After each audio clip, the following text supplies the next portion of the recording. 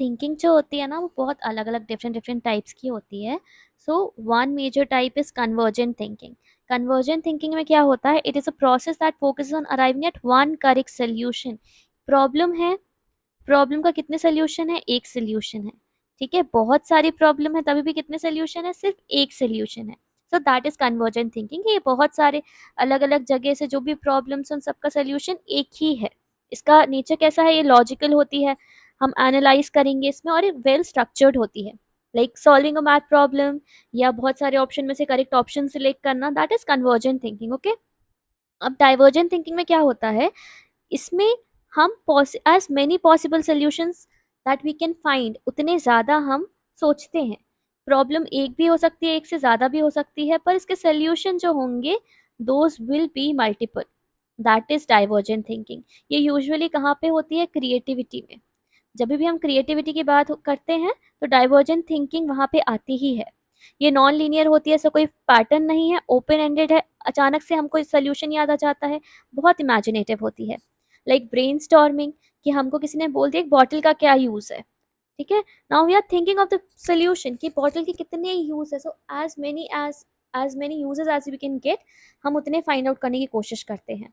ठीक है, ये जो Torrance test of creative thinking है उसमें है, गिलफोर्ड ने जो कॉन्सेप्ट दिया है उसमें भी उन्होंने डाइवर्जेंट थिंकिंग को लिंक किया है.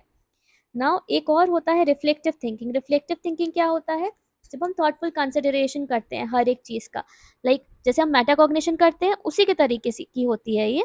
इसमें हम रिफ्लेक्ट बैक करते हैं, पूरा थॉटफुल कंसिडरेशन होगा, हमारे जो बिलीव्स हैं, नॉलेज है, प्रॉब्लम सॉल्विंग मेथड है, हर एक चीज़ को हम क्या करेंगे, इवेलुएट करेंगे. That is reflective thinking. बहुत डीप होती है, सी मेटाकॉग्निटिव होती है.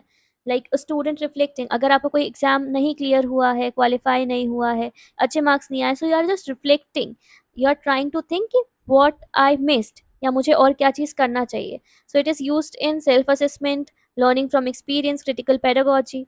फिर एक होता है critical thinking. What is critical thinking, कि हम किसी भी चीज़ को कैसे एनालाइज कर रहे हैं, कैसे इवेलुएट कर रहे हैं, कैसे जजमेंट फॉर्म कर रहे हैं. किसी ने आपको बोला कि आप इस पर्टिकुलर स्कीम में इन्वेस्टिगेट करिए, तो now you are critically investigating, like you are critically thinking, आप उसको एनालाइज कर रहे हो कि इतना पैसा देंगे तो कितना I will get refund, how much money I will get back. तो यहाँ पे पूरा रीजन जजमेंट हो रहा है based on all the evidences. So this is rational, that means this is logical. Sceptical होता है, ऑब्जेक्टिव होता है. Like example is evaluating a research article's methodology and their findings. It is used in academics, research, argumentation, media literacy. Daily life में भी बहुत बार हम इसको use करते हैं. एक लॉयर्स जो होते हैं या ऐसे कोई पर्टिकुलर लोग होते हैं तो वो बहुत क्रिटिकल थिंकिंग का यूज़ उनमें होता है. Then we have critical thinking. What is critical thinking, thought process focused on facts and literal meaning without abstraction. जो है तो है, जो चीज़ हम ऑब्जर्व कर पा रहे हैं, जो चीज़ हम देख पा रहे हैं, जो चीज़ हम सुन पा रहे हैं, वो सब कॉन्क्रीट थिंकिंग में आएगी. मतलब कुछ भी एब्स्ट्रैक्शन इसमें नहीं होगा.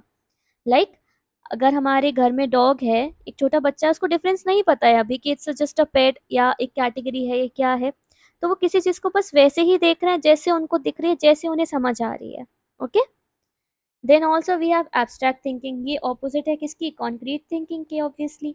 सो the ability to understand complex concepts, generalise कर पाना, सिम्बॉलिकली थिंक कर, सोच पाना. जैसे पियाजे की फॉर्मूला ऑपरेशनल स्टेज थी 11 साल के बाद जो स्टार्ट होती है, कुछ बुक्स में 11 दिया है, कुछ में 12 दिया है.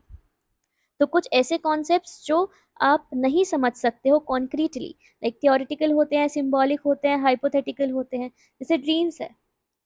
ठीक है, आपको ड्रीम में एक लड़का दिखा, तो अगर आप कॉन्क्रीट थिंकिंग कर रहे हो तो you will just think about a boy. पर यहाँ पे एब्स्ट्रैक्ट में क्या करोगे, आप उसके सिंबल्स देखोगे कि why I am seeing this person. तो यहाँ पे उसके पीछे की जो लेटेंट मीनिंग है, जो हिडन मीनिंग है, जो मैनिफेस्ट कंटेंट है, उसके बारे में आप सोचोगे. That is abstract thinking. Then we have creative thinking. what is creative thinking, generating new original and useful ideas or solution, that is creative thinking obviously. इसमें डाइवर्जेंट थिंकिंग भी आ जाती है, बहुत डिफरेंट नहीं है. इनोवेटिव, इमेजिनेटिव जो होता है, again fluency, flexibility, originality, elaboration जो क्रिएटिव थिंकिंग में होते हैं वो सब इसमें आएंगे. एक और होती है which is linear and non linear thinking. Linear thinking का मतलब है जो sequential step by step logic हम यूज करते हैं, दैट इज लीनियर थिंकिंग। ठीक है। नॉन लीनियर कि हम अचानक से हमको ऐसा लग रहा है, गट फीलिंग जिसको हम बोलते हैं, क्योंकि मुझे गट फीलिंग आ रही है इसलिए I am making this decision, इसलिए I am applying to this job, या इसलिए I am rejecting something. So intuitive होती है, होलिस्टिक होती है, एसोसिएटिव होती है। Then we have magical thinking. Magical thinking is also called as psychological या क्लिनिकल कॉन्टेक्स्ट।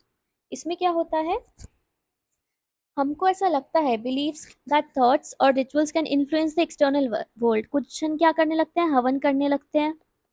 क्यों? क्योंकि आरसीबी जीत जाए उसके लिए, या ऐसे जो बहुत सारी चीजें होती हैं, पीपल टू, क्योंकि उनको लगता है कि उनके एक्शन से एक्चुअली में फर्क पड़ेगा। ठीक है। And that is magical thinking. जैसे एक चिल्ड्रन, कि अगर मैं आज खाना नहीं खाऊंगा तो बारिश हो जाएगी, या things like that which makes no sense actually. ठीक है। पर उनकी बिलीफ सिस्टम इतनी स्ट्रांग है कि उनको ऐसा लगता है कि एक्चुअली में ऐसी चीजें हो जाएंगी। Then we have lateral thinking. Like I just give you very basic example, like thinking कि मैं सिर्फ भगवान जी से प्रे करके चले जाऊं, बिना पढ़ाई करे चले जाऊं, but I still pass the particular exam. Why? क्योंकि भगवान जी मेरे साथ है। That is magical thinking. कि even God won't help you if you won't work, right? So that is magical thinking. Lateral thinking इसका कॉन्सेप्ट एडवर्ड डी बोनो ने दिया था। It is like solving problems through indirect creative approaches rather than traditional step by step. Algorithm use करने की जगह आप कोई और मेथड या कोई और फॉर्मूला कुछ यूज करो जो कि बहुत शॉर्टकट हो, लाइक यूरिस्टिक यूज कर लो आप उसकी जगह। That is lateral thinking. Like using a mirror to measure the height of a building, right? So this is lateral thinking, and these are 10 types of thinking. To watch more such videos and solve questions, to subscribe to the channel and keep watching your psychology teacher.